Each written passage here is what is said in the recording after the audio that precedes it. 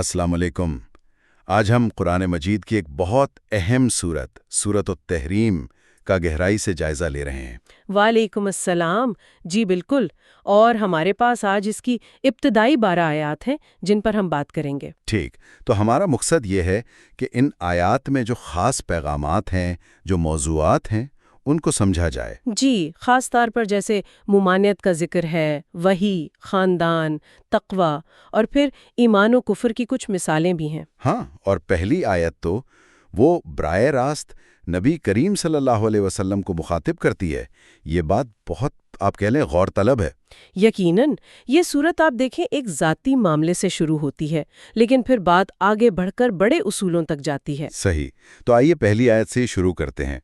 اے نبی، آپ کیوں وہ چیز حرام کرتے ہیں جو اللہ نے آپ کے لیے حلال کی ہے؟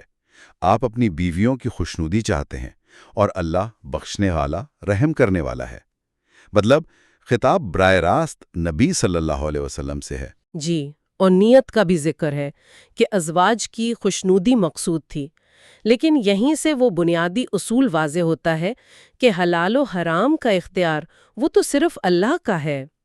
اچھا، تو آیت میں بہت نرمی سے، بہت محبت سے نبی کریم صلی اللہ علیہ وسلم کو یاد دلایا جا رہا ہے، مقصد بھلے ازواجی ہم آہنگی ہو، جو کہ اچھا مقصد ہے، لیکن اللہ کی حلال کی ہوئی چیز کو آپ ذاتی طور پر اپنے اوپر حرام نہیں کر سکتے۔ ٹھیک۔ بعض روایت میں آتا ہے کہ یہ شہد سے متعلق تھا یا کسی اور تحفے سے، لیکن اصل نقطہ وہ اصول ہے جو قائم ہوا۔ اور پھر فوراً ہی آیت نمبر 2 میں اس کا ایک طرح سے حل بھی بتا دیا گیا۔ جی بالکل، اللہ نے تمہارے لیے تمہاری قسموں کا کفارہ مقرر کر دیا ہے، اور اللہ تمہارا کارساز ہے اور وہ جاننے والا، حکمت والا ہے۔ یعنی اگر کوئی ایسی قسم کھا بھی لے، جی تو راستہ موجود ہے۔ ہاں، راستہ موجود ہے۔ یہ تحلیلۃ و ایمانم کا تصور ہے۔ اللہ تعالیٰ وہ ہماری فطرت کو جانتے ہیں، کمزوریوں کو جانتے ہیں، تو اگر ایسی صورت ہو جائے تو اس کا حل بھی دے دیا کہ قسم کا کفارہ ادا کر دیا جائے۔ اور یہ اللہ کے علم اور حکمت کی دلیل ہے۔ جی، کہ وہ مسائل کے ساتھ ان کا حل بھی بتاتے ہیں۔ اچھا، پھر اگلی آیات ہیں آیت 3 اور 4۔ اس میں وہ واقعہ آگے بڑھتا ہے کہ نبی صلی اللہ علیہ وسلم نے ایک راز کی بات اپنی ایک زوجہ کو بتائی، اور انہوں نے وہ بات آگے کسی اور کو بتا دی۔ ہاں، اور اللہ نے نبی صلی اللہ علیہ وسلم کو اس پر مطلع کر دیا۔ پھر آپ صلی اللہ علیہ وسلم نے کچھ حصہ بتایا، کچھ سے درگزر کیا، اور پھر ان دونوں ازواج کو توبہ کی تلقین کی گئی۔ جی، ان آیات میں کئی اہم باتیں ہیں۔ ایک تو آپ دیکھیں میاں بیوی کے رشتے میں رازداری کتنی اہم ہے، امانت کا معاملہ ہے۔ بالکل۔ دوسرا یہ کہ اللہ کا علم ہر چیز پر حاوی ہے، کوئی بات اس سے چھپی نہیں۔ تیسرا نبی کریم صلی اللہ علیہ وسلم کی حکمت کہ آپ نے معاملے کو کیسے سنبھالا، تنبیہ بھی کی لیکن درگزر بھی فرمایا۔ اور چوتھا توبہ کی اہمیت، غلطی ہو جائے تو فوراً اللہ کی طرف رجوع کرنا۔ اور آیت 4 میں جو انداز ہے کہ اگر تم نبی کے خلاف ایک دوسرے کی مدد کرو گی تو اللہ، جبرائیل، نیک اہل ایمان اور فرشتے سب ان کے مددگار ہیں، یہ معاملے کی سنگینی کو ظاہر کرتا ہے۔ یہ تو واقعی بہت بڑی بات ہے۔ مطلب ذاتی معاملے میں اللہ، فرشتے، اہل ایمان سب کی حمایت کا اعلان ہو رہا ہے۔ جی ہاں، یہ نبی صلی اللہ علیہ وآلہ وسلم کے مقام کو بھی واضح کرتا ہے، اور یہ بھی کہ ان کے خلاف کوئی بھی بات اللہ کو سخت ناپسند ہے۔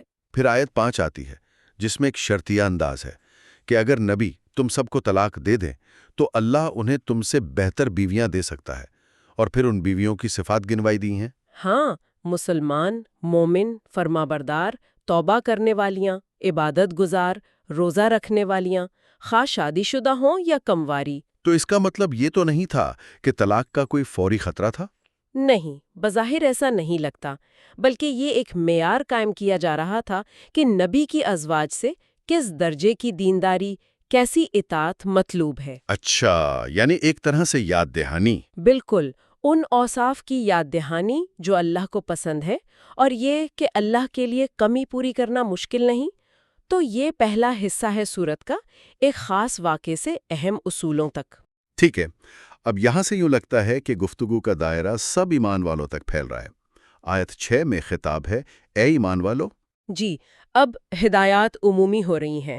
اے ایمان والو، اپنے آپ کو اور اپنے گھر والوں کو اس آگ سے بچاؤ جس کا ایندھن انسان اور پتھر ہیں۔ یہ بہت سخت وعید ہے. اپنے آپ کو اور اپنے گھر والوں کو ذمہ داری صرف اپنی ذات تک نہیں. نہیں، بالکل نہیں. ذمہ داری خاندان تک وسیع کر دی گئی. صرف خود بچنا کافی نہیں، اہل و عیال کی بھی فکر کرنی ہے. اور پھر جہنم کی جو منظر کشی ہے، ایندھن، انسان اور پتھر، اس پر مقرر سخت گیر فرشتے جو اللہ کے حکم کی نافرمانی نہیں کرتے. جی، یہ ایک مؤثر تنبیہ ہے غفلت سے جگانے کے لیے، تقوی پر ابھارنے کے لیے. اور فرشتوں کی کامل اطاعت کا ذکر وہ انسان کی کمزوری اور نافرمانی کے مقابلے میں ایک تضاد بھی پیش کرتا ہے. صحیح، یہ ذمہ داری کا احساس واقعی بہت شدید ہے. پھر آیت 7 میں قیامت کا منظر ہے جہاں کافروں سے کہا جا رہا ہے، اے کافرو، آج بہانے مت بناؤ، تمہیں صرف اسی کا بدلہ دیا جا رہا ہے جو تم کیا کرتے تھے. یعنی کوئی بہانہ، کوئی عذر قابل قبول نہیں ہوگا. بالکل. دنیا میں تو بہت بہانے بن جاتے ہیں، آخرت میں صرف عمل دیکھا جائے گا. یہ احتساب اور انصاف کا دن ہوگا. اور پھر اس مایوسی کے عالم کے فوراً بعد آیت 8 میں ایمان والوں کے لیے امید کا، روشنی کا پیغام ہے. جی ہاں، اے ایمان والو، اللہ کے حضور سچی توبہ کرو، توبتاً نصوحا. یہ توبتاً نصوحا بہت اہم اصطلاح ہے. اس کا کیا مطلب ہے نصوحا؟ نصوحا کا مطلب ہے خالص، سچی، نصیحت کرنے والی. یعنی ایسی توبہ جس میں واقعی ندامت ہو، گناہ کو چھوڑنے کا پکا ارادہ ہو اور آئندہ نہ کرنے کا عزم ہو. اچھا. اور اس سچی توبہ کا نتیجہ کیا ہے؟ گناہوں کی معافی، جنت میں داخلہ اور قیامت کے دن نور. ان کا نور ان کے آگے اور ان کے دائیں دوڑ رہا ہوگا. اور وہ پھر دعا بھی کر رہے ہوں گے، اے ہمارے رب، ہمارے لیے ہمارا نور مکمل فرما اور ہمیں بخش دے، بے شک تو ہر چیز پر قادر ہے. یہ نقطہ بہت دلچسپ ہے. نور ملنے کے باوجود وہ مزید نور اور مغفرت مانگ رہے ہیں. ہاں، یہ کیا ظاہر کرتا ہے؟ یہ اللہ پر ان کے مکمل بھروسے اور اپنی ممکنہ کوتاہیوں کے احساس کو ظاہر کرتا ہے. وہ جانتے ہیں کہ نجات اللہ کی رحمت سے ہی ہے. یہ آیت مومن اور کافر کے انجام کا کتنا واضح فرق دکھاتی ہے. بالکل. ایک طرف آگ اور بہانے بنانے سے روکنا، دوسری طرف نور، مغفرت اور دعا. جی، یہ سچی توبہ اور ذاتی تقوی کو حتمی نجات سے جوڑتی ہے. اب آیت 9 میں دوبارہ خطاب نبی کریم صلی اللہ علیہ وسلم سے ہے. اے نبی، کافروں اور منافقوں سے جہاد کیجیے اور ان پر سختی کیجیے. ان کا ٹھکانہ جہنم ہے اور وہ بہت برا ٹھکانہ ہے. جی، یہاں جہاد کا حکم ہے. جہاد کا بنیادی مطلب ہے کوشش، جد و جہد. اس کی شکلیں مختلف ہو سکتی ہیں، علمی، دعوتی یا ضرورت پڑنے پر دفاعی بھی. اور غلظت یعنی سختی کا کیا مطلب ہے؟ شروع میں تو ازواج کے معاملے میں نرمی تھی. ہاں، یہ سیاق و سباق سے سمجھنا ہوگا. یہ غالباً حق کے معاملے میں ثابت قدمی، انصاف نافذ کرنے میں مضبوطی یا اسلام دشمن عناصر جو مسلسل مخالفت کر رہے ہیں ان کے سامنے سختی اختیار کرنے کا حکم ہے. یہ اس نرمی سے مختلف ہے جو ذاتی یا آئلی معاملے میں تھی. یعنی اصولوں کے معاملے میں کوئی سمجھوتا نہیں. جی، ایسا لگتا ہے. اور ان کے انجام کی طرف بھی اشارہ ہے کہ ان کا ٹھکانہ جہنم ہے. ٹھیک ہے، تو ذاتی رویہ اور اجتماعی یا اصولی موقف میں فرق ہے. بالکل. اب ہم سورت کے آخری حصے کی طرف آتے ہیں. یہاں اللہ تعالیٰ نے ایمان اور کفر کی حقیقت کو سمجھانے کے لیے 4 خواتین کی مثالیں دی ہیں، 2 منفی، 2 مثبت. یہ مثالیں بہت پاورفل لگتی ہیں. پہلی مثال آیت 10 میں ہے، حضرت نوح علیہ السلام اور حضرت لوط علیہ السلام کی بیویوں کی. جی، اللہ نے کافروں کے لیے نوح کی بیوی اور لوط کی بیوی کی مثال بیان کی ہے. وہ دونوں ہمارے بندوں میں سے 2 نیک بندوں کے نکاح میں تھیں، مگر انہوں نے اپنے شوہروں سے خیانت کی. خیانت؟ یہاں خیانت سے کیا مراد ہے؟ زیادہ تر مفسرین کے نزدیک اس سے مراد ایمانی خیانت ہے، یعنی کفر پر قائم رہنا یا اپنے نبی شوہروں کے پیغام کی مخالفت کرنا، ان کے راز دشمنوں کو بتانا. عام ازدواجی خیانت مراد نہیں لی جاتی. اچھا، تو وہ نیک بندوں نبیوں کے نکاح میں تھیں. جی، لیکن تو وہ دونوں نبی شوہر اللہ کے مقابلے میں ان عورتوں کے کچھ بھی کام نہ آئیں، اور ان سے کہہ دیا گیا کہ آگ میں داخل ہونے والوں کے ساتھ تم بھی داخل ہو جاؤ. یعنی نبی سے نسبت بھی کام نہ آئی؟ بالکل نہیں. یہی اس مثال کا مرکزی سبق ہے. نجات کا تعلق ذاتی ایمان اور عمل سے ہے. رشتہ داری چاہے کتنی ہی قریبی کیوں نہ ہو، اگر اپنا ایمان درست نہیں تو کوئی فائدہ نہیں دے گی. ذاتی جواب دہی حتمی ہے. یہ تو بہت بڑا سبق ہے۔ ایمان کتنا انفرادی معاملہ ہے۔ جی، اب اس کے بالکل برعکس اگلی آیت 11 میں مثبت مثال ہے فرعون کی بیوی کی، حضرت آسیہ؟ جو تاریخ کے بدترین کافروں میں سے ایک کی بیوی تھیں۔ جی ہاں۔ اور اللہ نے ایمان والوں کے لیے فرعون کی بیوی کی مثال بیان کی ہے۔ ان کا ماحول دیکھیں، کتنا مخالف، کتنا پرتشدد، لیکن ان کا ایمان دیکھیں۔ انہوں نے دعا کی، اے میرے رب، میرے لیے اپنے پاس جنت میں ایک گھر بنا دے۔ اپنے پاس؟ اندک دنیا کے محل نہیں مانگ رہی، اللہ کا قرب مانگ رہی ہیں جنت میں۔ اور مجھے فرعون اور اس کے عمل سے نجات دے، اور مجھے ظالم قوم سے نجات دے۔ وہ صرف فرعون کی ذات سے نہیں، اس کے برے کاموں سے اور اس کی پوری ظالم سوسائٹی سے نجات چاہتی ہیں۔ یہ ایمان کی، استقامت کی اور صحیح ترجیحات کی کیا خوبصورت مثال ہے۔ شدید ترین آزمائش میں بھی اللہ سے تعلق قائم رکھا۔ سبحان اللہ، ان کی دعاؤں میں کتنی گہرائی ہے۔ اچھا، اور پھر آخری مثال آیت 12 میں حضرت مریم بنت عمران کی۔ جی، اور اللہ نے مثال بیان کی ہے مریم بنت عمران کی، جنہوں نے اپنی عصمت کی حفاظت کی۔ ان کی پاک دامنی کا خاص ذکر ہے۔ تو ہم نے ان میں اپنی طرف سے روح پھونکی، جی یعنی حضرت عیسیٰ علیہ السلام کی معجزانہ پیدائش کا اشارہ۔ بالکل۔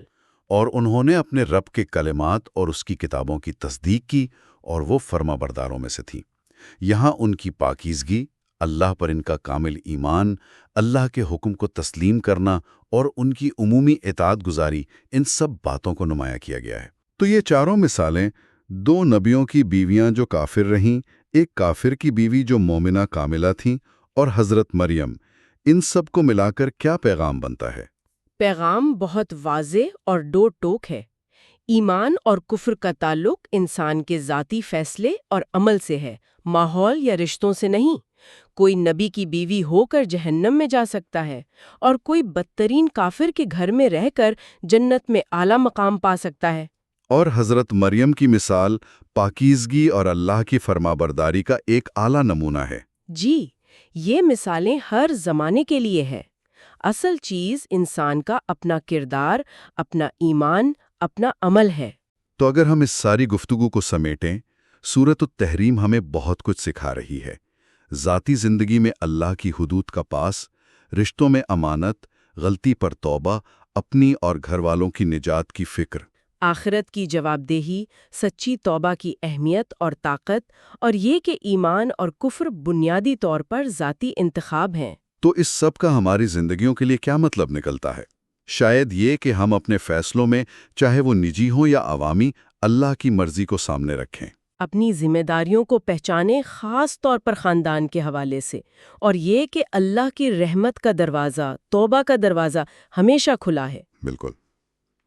اور یہ مثالیں ہمیں ہمت بھی دیتی ہیں کہ ماحول کتنا ہی خراب کیوں نہ ہو، ایمان پر قائم رہا جا سکتا ہے۔ جی ہاں، اور ایک آخری بات جو شاید غور طلب ہے، وہ یہ کہ دیکھیں، یہ سورت نبی کریم صلی اللہ علیہ وآلہ وسلم کے گھر کے ایک خاص ذاتی معاملے سے شروع ہوئی، جی، لیکن قرآن نے اس کو بنیاد بنا کر کتنے آفاقی اصول بیان کر دیے: ایمان، تقوی، ذمہ داری، جواب دہی، اور پھر ان اصولوں کو سمجھانے کے لیے کیسی جاندار مثالیں دیں۔ ہاں، یہ انداز بہت مؤثر ہے۔ تو یہ جو طریقہ ہے کہ خاص سے عام کی طرف جانا اور پھر مثالوں سے واضح کرنا، یہ قرآن کے طرز تعلیم کے بارے میں ہمیں کیا سکھاتا ہے؟ اور وہ توازن کہ ایک طرف نبی صلی اللہ علیہ وآلہ وسلم کو بھی نرمی سے تنبیہ ہو رہی ہے، تو دوسری طرف فرعون کی بیوی کو مثالی قرار دیا جا رہا ہے۔ صحیح، یعنی معیار صرف تقوی ہے۔ بالکل، معیار صرف تقوی ہے، چاہے کسی کا مقام کچھ بھی ہو، حالات کچھ بھی ہوں۔ اس پر غور کرنا خود ایک بڑا سبق ہے۔ بہت خوب۔ آج کی گفتگو میں سورۃ التحریم کے ان پہلوؤں پر روشنی ڈالنے کا شکریہ۔ میرے لیے بھی یہ باعث سعادت تھا۔